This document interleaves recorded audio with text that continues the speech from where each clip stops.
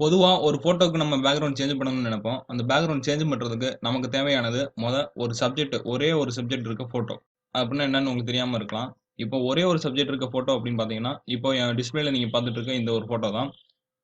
எனக்கு தேவையான கன்டென்ட் மட்டும் தான் இந்த ஃபோட்டோல இருக்கு. மத்த இடம் எல்லாமே டிரான்ஸ்பரன்ட்டா இருக்கு. அதாவது பிஎன்ஜி ஃபார்மட்ல இருக்கு. பேக்கிரவுண்ட் சேஞ்ச் பண்றதுக்கு உங்களுக்கு தேவையானது என்ன அப்டின்னா, மொத சப்ஜெக்ட் இருக்க ஃபோட்டோ, 2வது பேக்கிரவுண்ட். இது 2 மட்டும் தான் உங்களுக்கு தேவ.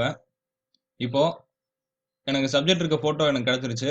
நான் எடுத்துட்டு வந்துட்டு இம்போர்ட் பண்ணி வச்சுட்டேன். இப்போ பேக்கிரவுண்ட் சேஞ்ச் பண்ண போறோம். இது டிஜிட்டல் பெயிண்டிங்னால நான் டிஜிட்டல் பெயிண்டிங் பேக்கிரவுண்ட்ஸ எடுத்து இப்ப உள்ளங்க இம்போர்ட் பண்றேன். பேக்கிரவுண்ட் எப்படி சேஞ்ச் பண்றது அப்படின்றத பார்க்கலாம். இப்போ ஆல்ரெடி என்ட்ட டிஜிட்டல் பெயிண்டிங் பேக்கிரவுண்ட்ஸ் இருக்கு. அதனால நான் அத இம்போர்ட் பண்ணிக்கிறேன். ஓகே. இது 2 ஃபோட்டோ எடுத்துக்கிறேன்.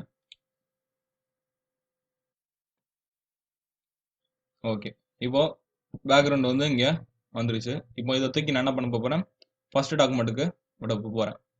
அப்படியே கிளிக் பண்ணி, டிராக் பண்ணி அந்த டாக்குமெண்ட்க்குள்ள கொண்டு வாங்க. ஃபோட்டோ உங்களுக்கு வந்துரும். இப்போ தேவையான அளவு அட்ஜஸ்ட் பண்ணிக்கோங்க.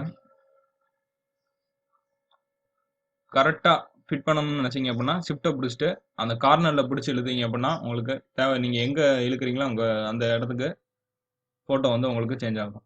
ஓகே. இப்போ நான் கிளிக் பண்ணி விட்டுறேன். என்டர் அடிக்கிறேன். பின்னாடி கொண்டு போயிடுறேன். ஓகே. இப்போ இருந்த ஃபோட்டோக்கும் இப்ப இருந்ததுக்கும் கொஞ்சம் டிஃபரன்ஸ் தெரியுது. பேக்கிரவுண்ட் போடவும். ஸோ எனக்கு இதே கலர் தான் இருக்கு. ஆனா கலர் சேஞ்ச் பண்ணணும்னு நினைச்சீங்கன்னா கூட அந்த கலர வந்து சேஞ்ச் பண்ணிக்கலாம். கண்ட்ரோல் யூ பிரஸ் பண்ணிட்டீங்க அப்படின்னா, ஹியூ அண்ட் சேச்சுரேஷன் அப்படின்னு வரும். அத ஹியூவை மட்டும் நீங்க சேஞ்ச் பண்ணுங்க. மத்த சேச்சுரேஷன், லைட்னஸ் எதுவுமே தொடாதீங்க. இந்த ஹியூவை மட்டும் சேஞ்ச் பண்ணி பாருங்க. இப்போ 0ல இருக்கு. மைனஸ்ல கொண்டு போறேன்.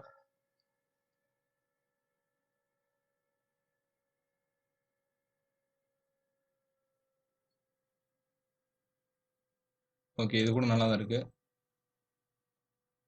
உங்களுக்கு இந்த சப்ஜெக்ட் இருக்க ஃபோட்டோக்கு தகுந்த மாரி நீங்க பேக்கிரவுண்ட் கலர சேஞ்ச் பண்ணிக்கங்க. இதே மாரி தான் நீங்க எந்த கலர் வேணாலும், எந்த பேக்கிரவுண்ட் வேணாலும் சேஞ்ச் பண்ணிக்கலாம். ஸோ, இப்ப நான் ஒரு 2, 3 பேக்கிரவுண்ட்ஸ் வச்சிருக்கேன். பாருங்க.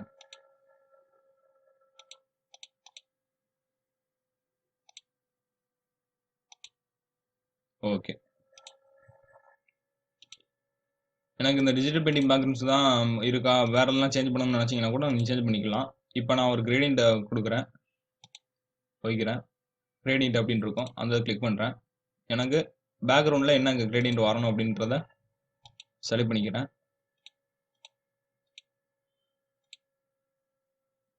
ஓகே. ஸ்டைல்ல போய் லினியர்ல இருக்கிறத ரேடியலா போட்டுக்கிறேன். உங்களுக்கு தேவையானது மாரி நீங்க வச்சுக்கங்க. ஸோ இந்த மாரி பேக்கிரவுண்ட சேஞ்ச் பண்ணிக்கலாம்.